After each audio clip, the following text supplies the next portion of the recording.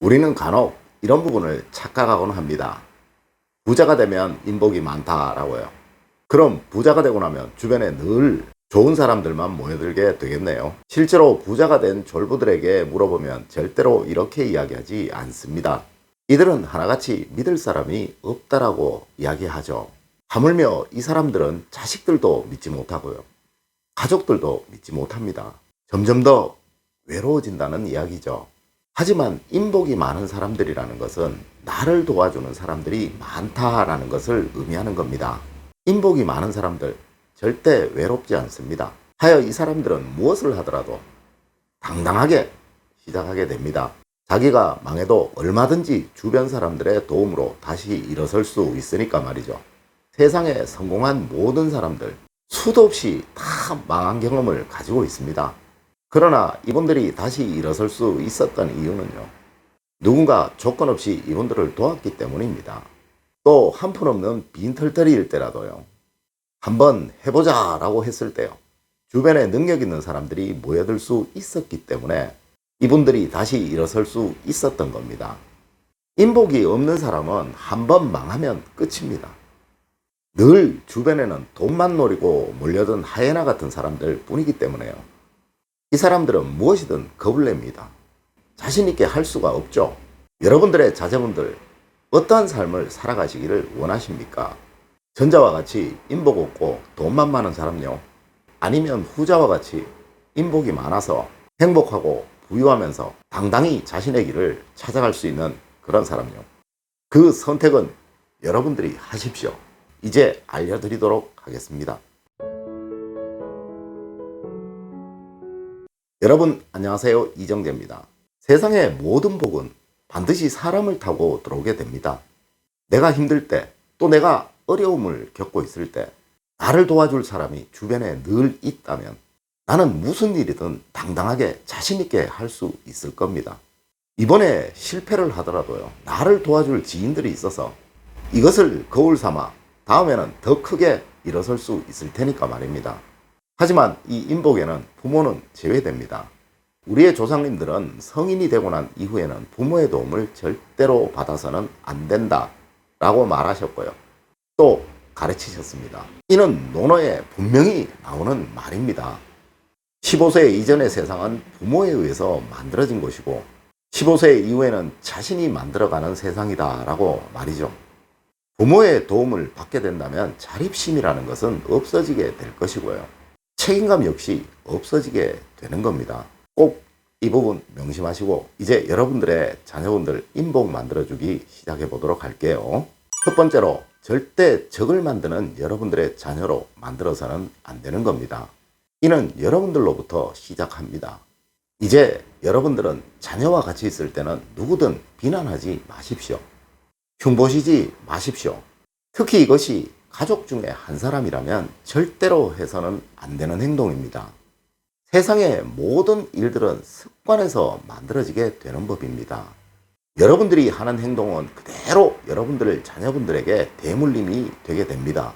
그런데 심리학자들이 모든 상담자들에게 반드시 알아보는 것이 이 히스토리라고 합니다. 어떤 심리적인 환자든지 반드시 그 집안에는 동일한 행동을 하는 부모가 있다는 것이죠.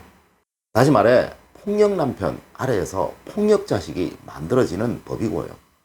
이 자식이 나중에 성장해서 자기 남편, 자기 아내에게 폭력을 쓴다라고 이 심리학자들은 모두 말하고 있습니다. 여러분들이 자식들의 거울이라는 것이죠.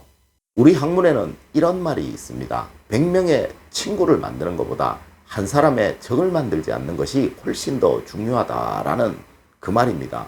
이 말은 바꾸어 말하면요. 한 사람의 적을 만드는 사람은 또 다른 사람을 만나더라도 또 적을 만든다라는 그 이야기겠죠. 다시 말해 한 사람을 흠잡고 한 사람을 비난하는 사람은요. 다른 사람도 흠을 잡고 또 비난을 하게 된다는 겁니다. 이것은 습관이니까 말이죠. 나쁜 습관은 여러분들의 행동으로 인해 자식들에게 대물림된 것입니다. 두 번째로 절대 자기 자신만 아는 사람이 되도록 해서는 안 되는 겁니다. 이거 역시 여러분들로부터 시작합니다. 사회는 공동체입니다. 세상에 어떠한 것도 모든 사람이 다 좋은 것은 없습니다. 누군가 한 사람은 싫더라도 따라가야 한다는 것이죠. 이는 여러분들의 자녀분들이 큰 공동체, 더 큰 공동체에 속할 때마다 더 심해질 겁니다. 싫어도 해야 하는 일이 있음을 반드시 교육해 주어야 한다는 것이죠. 세상에 어떠한 사람도 어떠한 공동체에서도 자기 주장만 옳다고 하는 사람을 인정해 주는 곳은 없습니다. 나보다 우리라는 것을 먼저 생각하는 사람, 이러한 사람을 공동체에서는 인정해 주고 기회를 주게 되는 법입니다. 이는 가정에서 여러분들의 행동 속에 만들어지게 되는 겁니다. 아내를 위해, 남편을 위해 내가 조금 더 움직이려는 그 행동, 내가 한 번 더 움직이게 되면 내 아내가 한 번 더 움직이게 된다는 것, 내 남편이 그만큼 더 쉴 수 있다는 것, 반드시 알려주고 가르쳐 주어서 습관적으로 체득하도록 해주어야 하는 겁니다. 남편분들 힘드시겠지만 저녁 드시고 나서 설거지 정도는 아내를 위해 도와주는 것, 아내분들 힘드시겠지만 설거지 마친 남편을 위해서 차 한 잔 정도 주시는 것, 자녀분 앞에서 한번 해보세요. 이러한 가정에서 자란 자녀는 어떠한 사회에 나가더라도 모든 곳에 적응할 것이고요. 칭찬받을 겁니다. 세 번째, 절대 남을 무시하는 습관을 알려주어서는 안 되는 겁니다.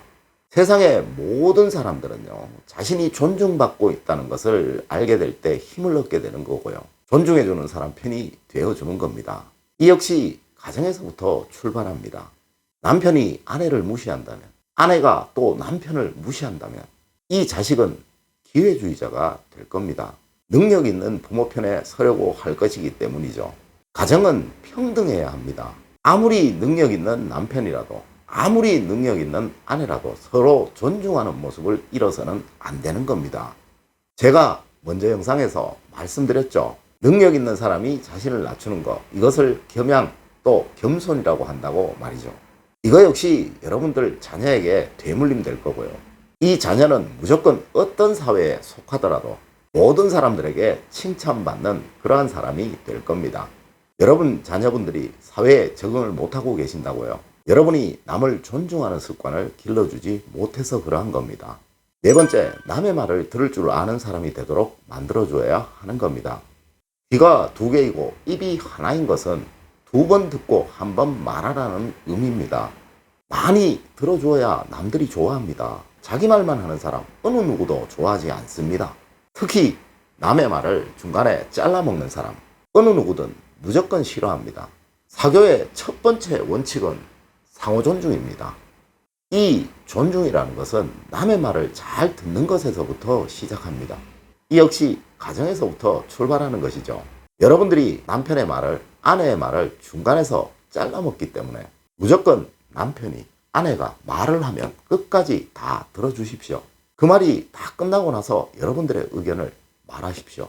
그럼 여러분들의 자녀 역시 이러한 습관을 익힐 겁니다. 마지막으로 이제 다섯 번째입니다. 분노를 표현하는 사람으로 만들어서는 안 됩니다. 이 말은 화낼 줄 모르는 사람과는 전혀 다른 이야기입니다. 이성적인 사람이 되도록 해야 한다라는 것이죠. 참을 인자가 세 번이면 살인도 면한다라는 말이 있습니다. 세상에 어떠한 사람도 성격이 불규칙한 사람, 분노를 겉으로 표현하는 사람과 어울리려 하지 않을 것입니다. 이것이 공동체라면 더더욱 심하겠죠. 분노는 표현하는 것이 아니라 속으로 sak여서 자기 발전의 기회로 삼아야 한다는 것, 여러분들이 반드시 알려주어야 하는 겁니다. 물론 이거 역시 가정에서부터 출발합니다. 여러분들이 분노해서는 안 되는 것이고요. 이러한 여러분들의 행동 하나하나가 여러분들의 자녀분들의 삶의 지침이 된다는 거 반드시 명심하셔야만 하는 거예요. 우리의 사주학에서는요, 선천운인 사주는 단 10%의 작용도 하지 않는다고 분명히 말하고 있습니다. 이 선천운인 사주라는 음액이에요. 후천운인 부모라는 양의 기운이 어떻게 다가오느냐에 따라서 삶이 완전히 달라진다고 분명히 말하고 있다는 거죠. 이는 퇴계 선생님의 성학 10도 중에서 1도 만물화생의 원칙에 나오는 그 얘기입니다. 그런데 이 후천운 중에서 가장 중요한 것이 부모입니다. 이 부모가 어떠하냐에 따라서 자식의 운명이 완전히 달라진다고 우리 학문에서는 분명히 말하고 있다는 거죠. 우리의 학문에서는 이 수신이라는 말을 참 많이 합니다. 이 수신을 위해서 부모의 역할은 너무도 중요하기에, 그리고 모든 운이라는 것은 반드시 사람을 통해서 들어오는 것이기에, 오늘은 제가 여러분들에게 자녀의 운을 만드는 방법에 관해서 알려드렸습니다. 늘 올바른 학문과 올바른 지식을 여러분들에게 전하도록 노력하겠습니다. 여러분 긴 시간 감사드립니다. 감사합니다.